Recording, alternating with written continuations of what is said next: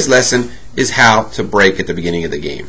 The rack is a very important part of a new game and must be carefully addressed in order to properly put all players on the same playing grounds. The wooden triangle stored off to the side of the pool table is used to organize the pool balls to create the rack used at the beginning of the game. Take your striped and solid pool balls, excluding the cue ball, and organize them alternately within the wooden rack.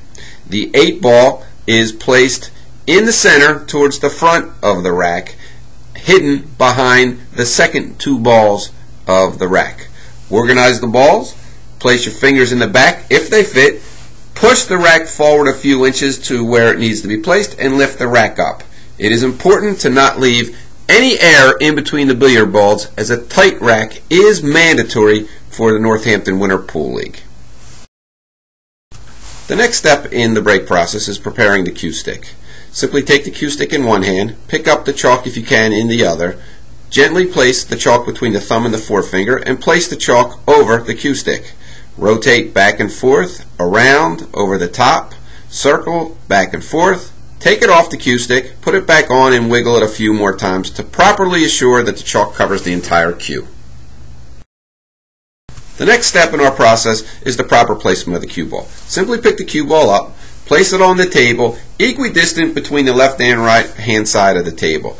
Place it about 6 to 8 inches from the back rail, which can be measured using one's hand, given the size, or the distance between the thumb and your first finger, again, given the size of the player involved.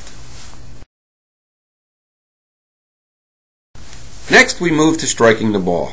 In championship circles, it's measured using energy, mass, and force. In others, it's simply just striking the ball. Place your hand gently on the table so not to damage the felt. Put the cue stick on your hand and strike the ball, following through properly. The cue ball will strike the rack and disperse the billiards all over the playing surface. This is a proper demonstration of energy, mass, and force. As you can see, the balls are spread all over the surface, leaving the player with many options for his second shot. It is important to get that second shot to sink a billiard on the break.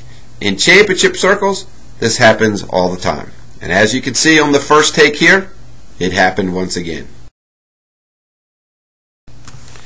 This Northampton Winter Pool League tip has been brought to you by the 2007-2008 champions.